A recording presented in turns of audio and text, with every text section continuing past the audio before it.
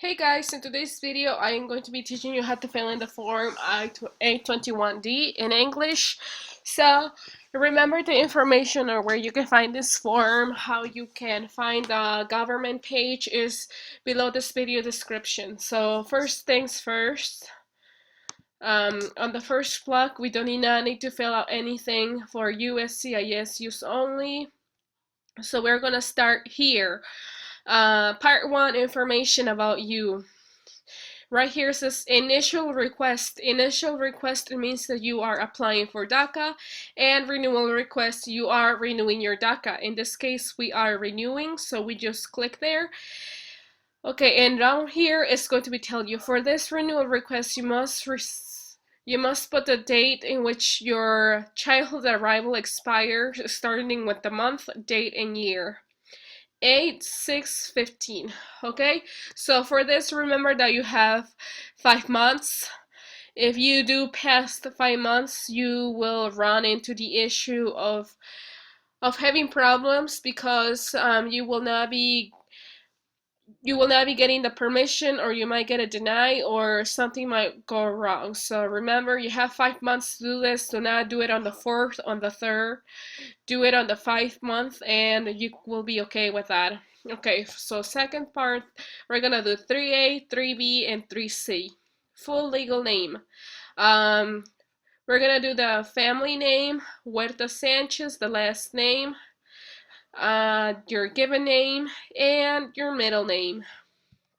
Now, on this part, removal of preceding information is for part 5, number 5, which is asking you if you've been asked to be removed from the United States, if yes or no.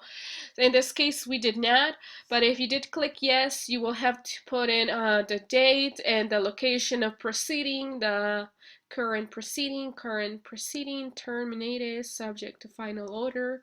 So since we didn't have any of these issues, we skip this part. Okay, now on number 4A and 4B, 4C and 4D and 4C, we're going to be providing the USA mailing address, which is your address where you're living right now.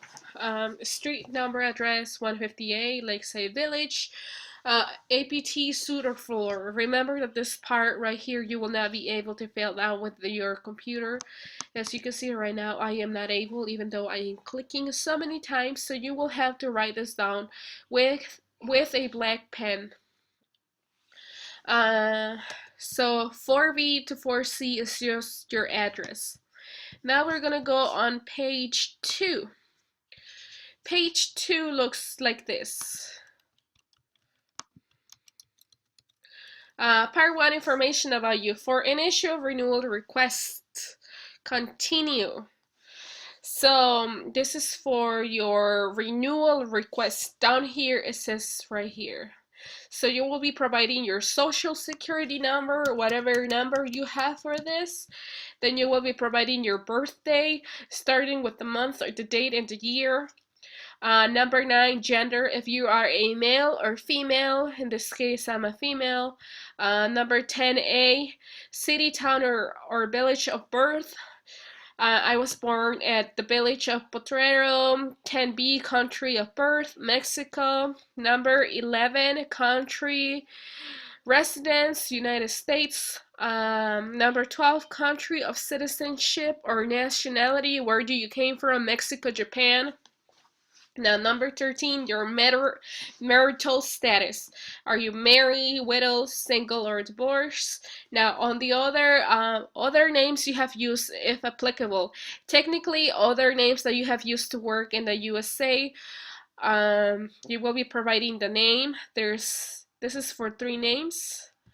And now, number 15, proceeding information. This is just technically why you use your ID to help you out, because it's going to be helping you out to tell you, obviously you are Hispanic or Latino. If not, you're Asian, white, black, African, all of those questions. Now, number 17, your height. Feet, 5 inches 1. Your weight, 130 pounds. Eye color, black, gray, maroon, pink, green, blue, pink. Wow. So we're gonna do black. hair color, black. And now we're gonna move to part 2, residence of travel information. This is if you have left America. If you have left in America, then you're going to be clicking on no, and then you're going to be filling out the information or where you left to. Number yes, it means I have been continuously residing in the United States since at least June 15, 2007 up to present day. This means that you have never left America at all. So now we're gonna go on part 2, residence and travel information. Down here it says present address. Where are you living right now? Now, address number 1 is where you lived last year, and address number 2 where you lived in the year of 2012. So kind of like going by years. Let's say that right now this is 2014, this is 2013, this is 2012, and this is 2011. Now down here on this other information, you will be providing your travel information for initial request. So if you are trying to renew whatever, you're going to put in here when did you left. So departure number 1 means that you left 1 time. Departure number 2, you left 2 times already. So we're going to be putting on 6A departure date, month, date, and year, the day you return, and the reason of why you left. This part is so easy to do. Remember that I forgot to say this for all of you on part 2 of residence and travel. On the suite and floor right here, on every single one, you will not be able to type on your computer. So you will need to print this out, and you will need to put it in here with a black pen color. Now, number 3. For initial request only, this is for people who are applying for DACA. You do not need to fill this out if you're renewing. So this is not for you if you are renewing. Skip this part. You do not fill out anything, okay? So forget about number 3. This is only if you are applying for DACA. So now let's go on to part number 3.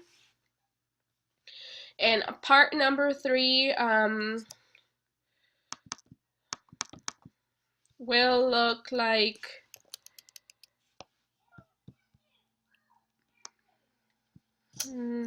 let me just find it out. This is so awkward. Okay. Now this is part 3. Part 3 for initial request only. Like I told you, this is only for you if you are trying to apply for DACA, but since you're not, you do not do any of this. Education information, your GED, your high school, you don't do any of this because this goes with part 3. Military service information, if you ever work for the USA military, you fill out this information, your military branch, your service start date, your discharge date, and all of that good stuff. Now, number 4.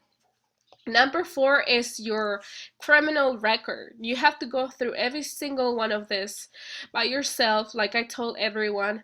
I am a good girl, so all of them are no. And let's go to part number 5, a statement, certification, signature, and contact information requests for renewal. Okay, so now we're gonna go on to this part, which is page number 5 of 7. And we're gonna go a statement, certification, signature, and contact information for the requester. Requester is you. You are requesting this information, so you're gonna be clicking on the number 1A. You're gonna be clicking I can read and understand English perfectly. Now this is where if you're using somebody to interpret you, this is where the person will be signing. Somebody who's helping you out fill this information will be signing this part, but since you are the one requesting for this, you only click on 1A. Now we're gonna go on to this part. Requesters certification, which is you. You have to read this, and technically you say that you understand. the positive and negative, you're telling the truth, you don't want to get in trouble with the law, you're 100% real and honest. So you will be printing out this whole page, or obviously all the pages, and you will be signing on to a requester signature. Now on to be date of signature, you will be putting in the date when you sign and when you date it. Now remember to do this.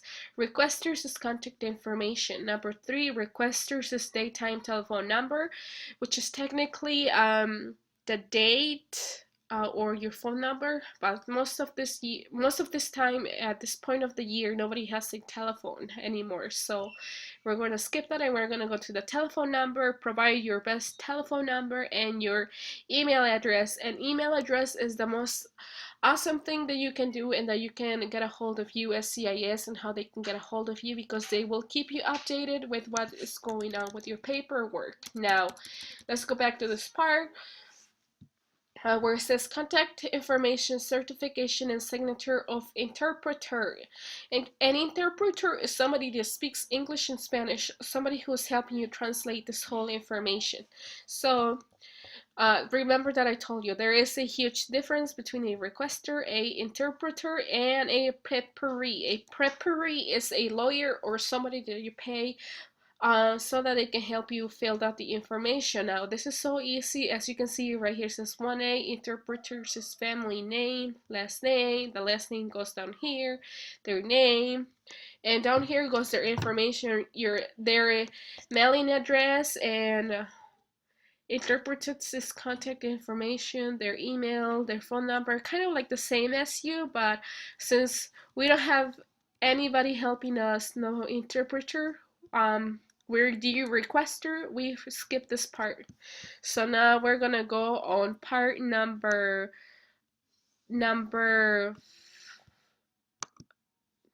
5, I believe. Now let's scroll.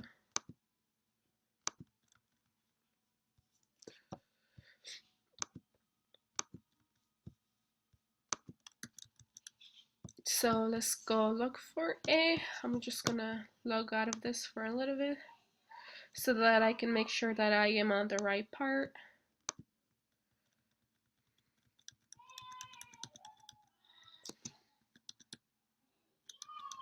Okay, so now we are on part 6 of this amazing thing, and we are going to be, well, I am going to be telling you how this is going to be doing. Part